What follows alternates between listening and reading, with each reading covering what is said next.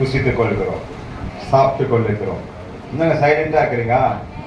உபவாச கூட்டம் வருஷம் நான் நினைக்கிறேன் வருஷத்துல 2-3 கூட்டம் இப்படி போற நேரம் இருக்கான்னு நினைக்கிறேன் நான்.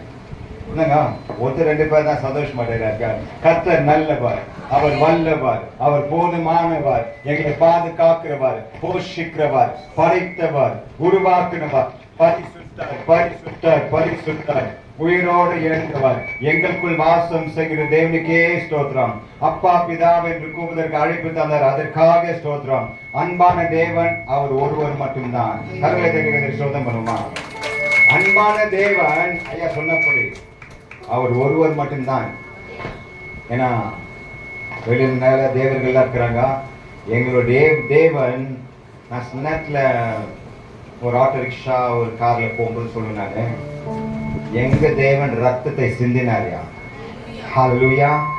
மைக்கெல்லாம் சொல்லக்கூடாது. என் தேவன் வேற வழி இல்லை, என் தேவன் ரத்தத்தை சிந்தினாரு. நிறைய நேரங்களை நான் ஒரு பசங்க பண்ண வரல, ஒரு எக்ஸ்பெக்டேஷன் நாம செய்தியெல்லாம் கொண்டு வரல. ஏனென்றால் ஓகே சாரி நான் மறந்துட்டேன். ஏனென்றால் ஹல்லேலூயா, நிறைய நேரங்களில் ஜெபம் பண்ணுகின்ற வேலையில ஐயா உங்களுடைய ரத்தத்தால் மூடிக்கொள்ளுன்னு சொல்லுவோம். நான் என்ன சொல்ல வரேன்னாக்கா, அவருடைய ரத்தம் எங்க சரீரத்துக்குள் பாய்ந்து கொண்டிருக்கிறது. கருளை தணிக்காத சோதனை பண்ணுங்க. அப்ப வியாதி தானா? வியாதி என்னை தொடர முடியாது. வியாதி என்னை தொடணும் என்றால் முதலாவது இயேசு மூலமா தான் வந்த வியாதி. அவர் வியாதிக்கு துவக்கிறவர் இல்ல, வியாதியை முடிக்கிறவர், வியாதியை நீக்கி போடுறது. அப்படின்னா சத்தம் போடாம இருக்கிற என்னைக்கு இல்லையா? வியாதி எங்க பார்த்தாலும் வியாதி வியாதி வியாதி. எங்கேயா வந்து இந்த வியாதி? ஹல்லேலூயா. கர்த்தர் நல்லவர்யா, ருசித்து பாருங்கள்.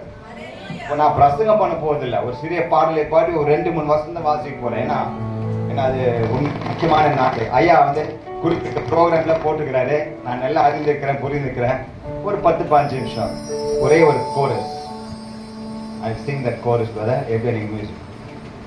எல்லாவற்றையும் எல்லாவற்றாலும் நிறைத்தவரே, நிறைப்பவரே, எல்லாவற்றையும் எல்லாவற்றாலும் நிறைத்தவரே, நிறைப்பவரே, சோதிரமே சோதிரமே, மறவாமல் செலுத்துகிறேன்.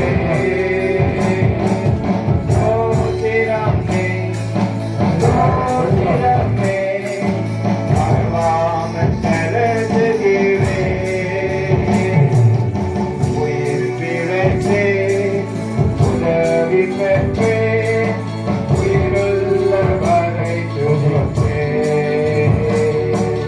உயிர் பிழைத்தே உதவி பெற்றே, உயிருள்ள வரை துதிப்பேன். இந்த பாடலை சொல்லி ஒரு சிறிய பிரசங்கம் பண்ணலாம். எல்லாவற்றையும் அவர் நிறைந்த தேவன், நிறைத்த தேவனா இருக்கிறார். கருணை தணிக்காத சோதனை பண்ணும்பா. ஹல்லேலூயா. என் தேவன் மகா பெரிய தேவன். எல்லாவற்றையும் in all things, in all circumstances, எல்லாவற்றிலும் அவர் நிறைத்தவரா இருக்கிறாரா, அவர் நிறைந்தவரா இருக்கிறாரா. நாங்கள் அவரை நோக்கி பார்க்கும்போது எங்களை நிரப்புகிறார். என்னங்க போதாது, குதிக்கணுங்க. அவரை நோக்கி என் தமிழ் பரவாயில்லையா? நான் ஆங்கிலோண்டினே என்ன ஒரு வாட்டி ஐயா ஒரு சந்தர்ப்பம் கொடுத்தாரு. அவருடைய மகிமைக்காய் நாங்க பெருமைப்படுத்துறதுக்காக எதுவுமே இல்லை. எல்லா மகிமை அவர் ஒருவருக்கு மட்டும்தான். ஹல்லேலூயா. அவரை நோக்கி பார்க்கின்ற வேலையில எங்களுடைய பாத்திரங்கள் நிரம்பி வழிகிறதுயா. என்னங்க ஒருவேளை பரவாயில்ல, இது செய்தியெல்லாம் இல்லைப்பா. இது வந்து இந்த இலை போடுவாங்க, பச்சை இலை போடுவாங்க, உபவாசம் தான். ஆனா எப்ப உணவு பொருட்கள் சொல்லிதான் நான் பிரசங்கம் பண்ணேன். இது பிரசங்கம் இல்லை, ஒரு உதாரணம். அந்த பச்சையில போட்ட உடனே முதல்ல ஒரு ஐட்டம் வைக்கிறாங்க, ஒரு ஸ்வீட்டு. இன்னங்க எல்லாம் சாப்பிடாத மாதிரி தான் ஒரு மாதிரி என்ன உபவாச கூட்டத்துல சந்தோஷம் அடையணும். ஏனென்றால் ஆத்மாக்கு வேண்டிய உணவு நாங்கள் காலை வேலை நாங்கள் புசிக்கிறோம். Hallelujah. We are having good food. ஆத்மாக்கு வேண்டிய உணவு, சரீரத்துக்கு வேண்டிய உணவு தேவைதான். அதெல்லாம் ஒதுக்கி போட்டு ஒரு 4 நாள் ஐயா சொன்னதெல்லாம் எனக்கு எல்லாம் நான் பிரசவம் கொண்டு வரல. ஐயா முக்கியமான சொன்னாரு. நெகிமையாக்கு அந்த வார்த்தைகள் வருதுங்கிறது என்னங்க? எருசலேமில் வாசிங்க 1ஆம் அதிகாரம் 4ஆம் வசனம். பிரசங்கம் இல்லை, ஜஸ்ட் ஒரு 1-2 வசனம் தான். உங்களுடைய விசுவாசத்தை ஊக்கப்படுத்த விரும்ப வந்துக்கிறேன் நான். நெகேமியா 1ஆம் அதிகாரம் 4ஆம் வசனம் வாசிங்க. மெயின் செய்தி வரப்போகுது. ஐயா அம்மா சிஸ்டர்லாம் பாருமா, மெயின் செய்தி வரப்போகுது. இது ஏதோ ஒரு சும்மா கொஞ்சம் ஒரு உதாரணம். வாசிங்கம்மா. நெகேமியா 5 காரியங்கள் செய்தாரு. ஜபம் பண்ணினாரு, மன்றாடினாரு, உபவாசித்தாரு, எல்லாம் பண்ணாரு. ஆனாலும் கர்த்தருடைய சமூகத்தில் உட்கார்ந்தார். என்னங்க, ஒருவேளை நான் இல்லாம உள்ள நோஞ்சிட்டாரா? செய்தியில இல்லைங்க, ஒரு 10 நிமிஷம் தான். ரொம்ப பிடித்த ஒரு வசனங்க அது. உபவாசம் என்று சொல்லும் போது எப்படி பாருங்க, யாரும் எடுக்கலையா? நெகேமியா 1ஆம் அதிகாரம் 4ஆம் வசனம்.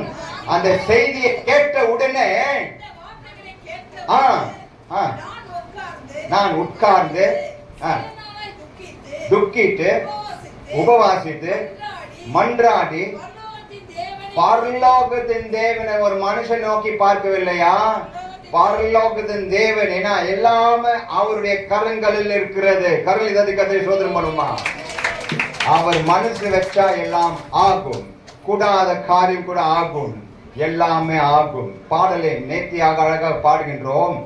ஆகும் எல்லாமாகும், உம்மாலே தான் எல்லாமாகும். ஆகும் எல்லாமாகும், உம்மாலே தான் எல்லாமாகும்.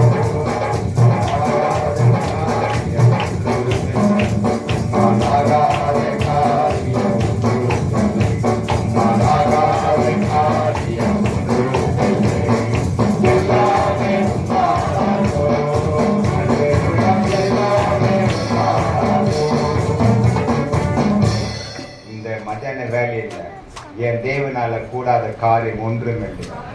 அவர் சொன்னால் ஆகும், அவர் கட்டளையிட்டால் நிற்கும். அலைகளுக்கே ஒரு அலை வந்துட்டாரு. என்னங்க, பொல்லாப்பு நெருங்கி வர முடியாது. இன்னும் நல்லா சோகமா இருக்கேன் காலையில.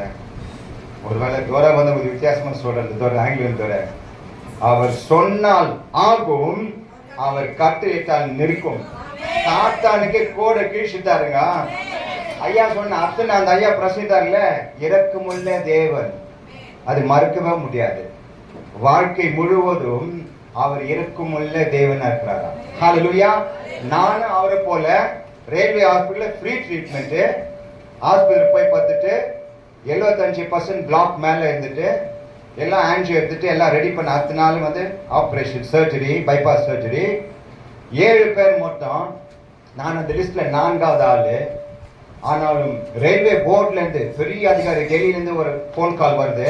ஒரு வாலிப பெண்ணு 18-19 வயசு, அவங்களுக்கு இம்மிடியட்டா சர்ஜரி பண்ணோம். இதெல்லாம் எனக்கு தெரியாது. இம்மிடியட்டா சர்ஜரி பண்ணோம். நான் என் நேரம் வந்து 4வது ஆள். நான் 7 பேர்ல எல்லாம் முடிச்சுட்டு 2:30 மணிக்கு மதியானம் வேலை, காலையில 6 மணிக்கு ஆரம்பிச்சிருவாங்க ஆப்ரேஷன். என்னங்க சைலண்டா இருக்கிறீங்க? காலையில நான் 6 மணிக்கு ஆரம்பிச்சிருவாங்க. ஒருவருக்கு 1 ஹவர், ஒருவருக்கு 2 ஹவர், அப்படின்னா 6 மணி வரைக்கும் சர்ஜரி முடிக்கும். நான் வந்து 4வது ஆளு. ஆனா எல்லாம் முடிச்சுட்டு 2:30 மணிக்கு செய்தி வருது, உனக்கு சர்ஜரி கேன்சல் ஆயிடுச்சுமா. எனக்கு இல்லையா? அவர் கூடாத காரியம் ஒன்றுமில்லை. அவர் ஐயா சொல்லும்போது அதே போல நான் தான் ஒரு ஆளு. ஹல்லேலூயா. அடுத்த நாளுக்கு ரெடி பண்ணிட்டாங்க. டாக்டர் ஆயுத பூஜை லீவ் போட்டு போயிட்டாங்க. அந்த பெரிய சர்ஜன் வராரு ஹாஸ்பிட்டல்ல, மிகப்பெரிய தலைவர். என்ன சொல்றாரு? ஏய் இங்கிலீஷ் சொல்றாரு, you will go man, you will not come back. ஐயா அவங்க வாயில சக்கரை போட்டாயா? நான் இல்லையா? என் தேவன் கூடாத காரியம். அவர் சொன்னபடி ஒரு இந்து டாக்டர் அவரு, ஏய் நீ போனா ஒருவேளை எனக்குள்ள இருக்கிற பெரியவரை பார்த்துட்டாரோ? என்னங்க ஐயா, ஃபாஸ்டிங்னாக்கா டெஸ்டிங்கா? ஃபாஸ்டிங்னாக்கா டெஸ்டிங். சும்மா இல்ல, எல்லாம் நல்லா இருக்கும். இந்த இடம் விட்டு போன உடனே உபத்திரவங்கள், கஷ்டங்கள், வேண்டாத நிந்தைகள் எல்லாம் வருங்க.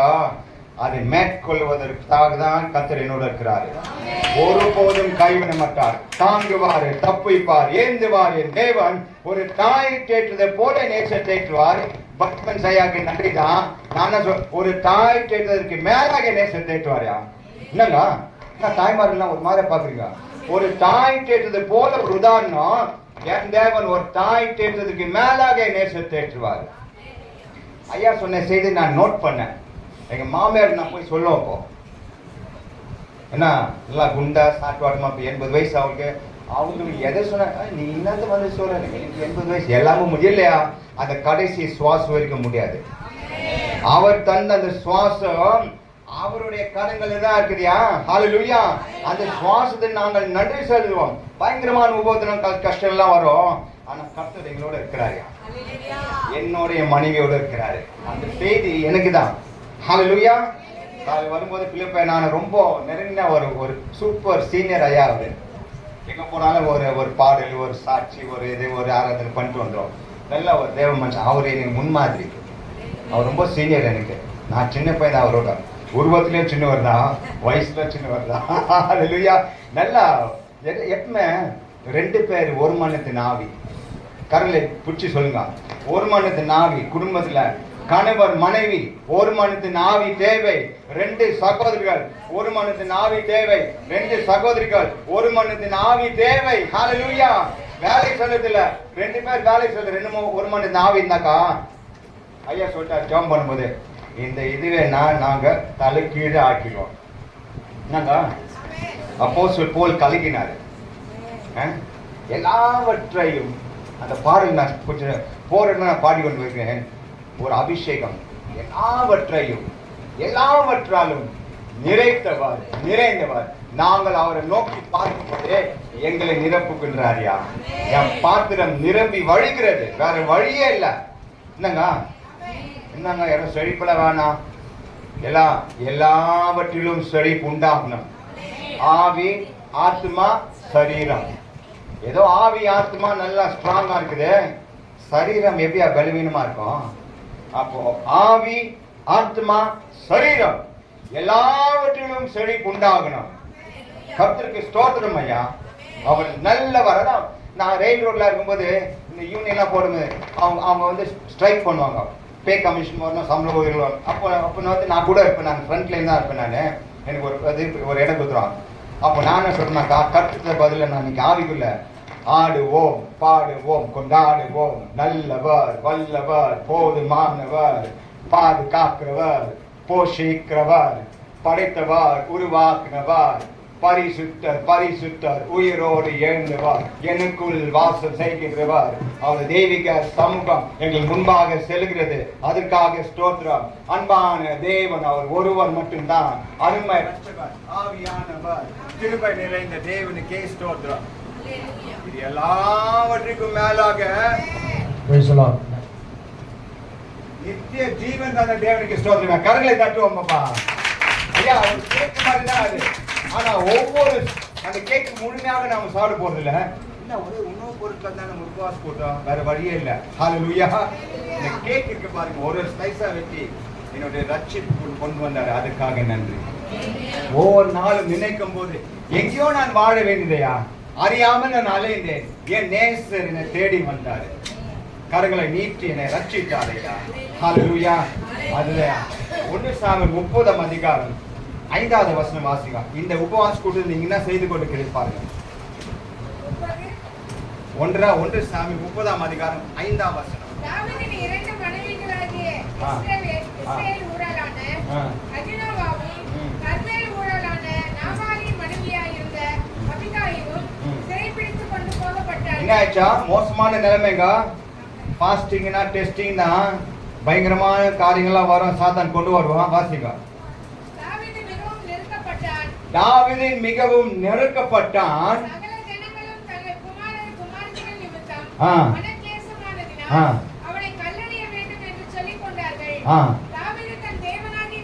தாவீது தன் தேவனாகிய கர்த்தருக்குள்ளே தன்னை திடப்படுத்தினார். ஹல்லேலூயா.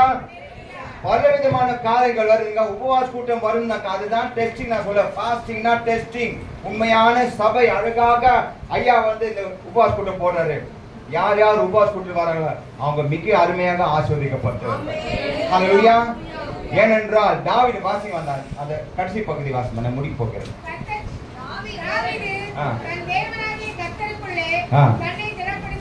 தன்னை திறப்படுத்தி எல்லாத்தையும் திறன்படுத்திக் கொண்டார். தாவீது strengthened himself in the presence of God. அதே போல நெகேமியா அந்த செய்தி வரும்போது அவர் 5 காரியங்கள் செஞ்சார். முக்கியமான காரியம் என்னவென்றால் கர்த்தருடைய சமூகத்தில் உட்கார்ந்தார். அவர் மிக முக்கியமான காரியம் என்னவென்றால் நீங்களாம் கர்த்தருடைய சமூகத்தில் அமைதியா உட்கார்ந்து இந்த செய்தி எல்லாம் பலவிதமான செய்தி கேட்டு போறீங்களே, அதுவே மகா பெரிய ஆசீர்வாதம். ஏனென்றால் தேவனுடைய வார்த்தை புறப்பட்டு வரும்போது அது வெறுமையாக திரும்புவது இல்லையா? ஹalleluya ஹalleluya ஹalleluya. அவருடைய வாயிலிருந்து புறப்பட்டு வருகின்ற வார்த்தை தேவனுக்கு வெறுமையாக திரும்பாதான். மறுபடியும் விரும்புகிறேன். இந்த பேனாவை பெற்றுக்கொண்டார்ல, அதுதான் கிறிஸ்துமஸ்க்கு ஒரு நாடகமே நான் போட்டேன். நான் அந்த ஈவை நீங்கள் பெற்றுக்கொள்ள வேண்டும். அதை பெற்றுக்கொண்ட பின்பு அதன் பிரகாரம் நான் வாழ வேண்டும். அந்த வார்த்தை அவர் வாயிலிருந்து புறப்பட்டு போன உடனே அதுக்கு வேண்டிய காரியம் நிறைவேற்றுவது வரைக்கும் திரும்பி வராது. ஹல்லேலூயா. அது நோய் நொடி இருந்தாலும் சரி, வறுமை இருந்தாலும் சரி, கஷ்டங்கள் நஷ்டங்கள் உபத்திரங்கள் எது வந்தாலும் சரி, எல்லாமே நீக்கி போட்டு அந்த வார்த்தையில் வல்லமை உண்டு. Hallelujah. Hallelujah. I didn't take any time, no செய்தி, but I wanted to tell something. Thank you, Lord Jesus. Hallelujah. ஆவியாலே கர்த்தருக்குள்ளே எல்லாம் தெரிந்து கொள்ள வேண்டும். You got to strengthen yourself. அங்கே உட்கார்ந்து அழுது கொண்டிருந்தால் வேலைக்கு ஆகாதியா? என்னங்க சைலண்டா இருக்கீங்க? அங்கே ஒரு மூலையில உட்கார்ந்து அழுதுனே இருந்தாக்கா வேலைக்கு ஆகாது. எழும்பி செய்ய வேண்டிய காரியங்கள் நாங்கள் செய்ய வேண்டும். ஹalleluya. வாசிங்க ரூத் 2ஆம் அதிகாரம் 10ஆம் வசனம் வாசிங்க. அப்படியே வசனங்கள் சும்மா இங்க வந்து தான் நான் எதிர்த்தேன். கர்த்தர் எப்படி ஆசீர்வதிப்பாரா? வருஷம் முடிய போகுது, 4 நாட்கள் தான் இருக்குது. ரூத் 2ஆம் அதிகாரம் 10ஆம் வசனம். அப்போது அவள் தரையில் முகம் குப்புற விழுந்து வணங்கி, ஐயா நாங்கெல்லாம் அந்நிய தேசத்துல இருந்தங்க, எங்கேயோ வாழ்ந்தேன் ஐயா. நான் எங்கேயோ இருந்தேன். ரயில் ரோட்ல எல்லாம் சூப்பர் வேலை, என் மனைவி சூப்பர் டீச்சரு, அதெல்லாம் விட்டுட்டு கர்த்தருக்கு ஒரு சிறு ஊழியம் பண்ணுவேன். அதுதான் மேலான காரியம். வாசிமா வாசிமா வாசிமா. நீ தேவன் என்னை விசாரிக்கிறாரியா? ஒருத்தர் நோய் நோடி இருக்கிறான்னாக்கா போய் விசாரிக்கணும். ஐயா தம்பி எப்படி இருக்கிற, வேலையில எப்படி இருக்கிற, நல்லா இருக்கிறியா? அது ஆசீர்வாதம். கைவிட மாட்டாங்க. ஒருத்தர் ஒரு கஷ்டத்துல ஒரு துக்கத்தில் இருக்கிறான்னாக்கா தம்பி பயப்படாத, ஆறுதல் தேவனம் தேர்ந்தது தேவனம் இருக்கிறாரு, அவரை விட மாட்டார். நான் எதுக்காக அவர் 2 பேர்ல இவர்தான் பிடிச்சிட்டேன் நான். ஹalleluya. அப்ப ஏதோ ஒரு காரியம் வெளிப்பட்டு இருக்கிறாரு. கர்த்தர் ஒருபோதும் வாசிமா வாசிமா. நீ என்னை விசாரிக்கும்படி கேள்வி கேட்கிற அளவுக்கு போயாஸ் வந்து மீட்பர் ஸ்தலத்துல வந்து நிக்கிறாரியா, மீட்பரை போல வந்து நிக்கிறாரு. ஹalleluya. மறுபடியும் அந்த வாழ்க்கை எழுந்து போன வாழ்க்கைக்கு ஜீவனை தந்தாரியா. நான் எல்லாம் எப்படி தெரியுமா, எபிசோட் 2ஆம் அதிகாரம் 1ஆம் வசனம் எல்லாம் பாவத்தின் அடிமை தாங்கல, போனோம் செத்து போன பொண்ணு மாதிரி இருந்தோமா. ஆனா தேவன் நம்முடைய வசத்தை அனுப்பி இந்த ஊசி குத்துவாங்க, நறுக்கின கற்குன்னு குத்துவாங்க. இந்த ஊசி என் சரீரத்துல ஊசியை குத்தி உயிர் பெற்றாங்க. 2-3 நாளையிலே தான் நல்லா தெரிஞ்சுவேன். கர்த்தர் ஆசீர்வதிப்பார்.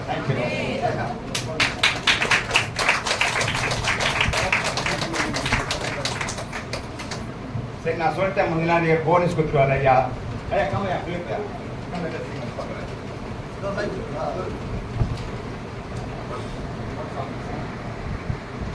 எந்த கண்மலையானவரே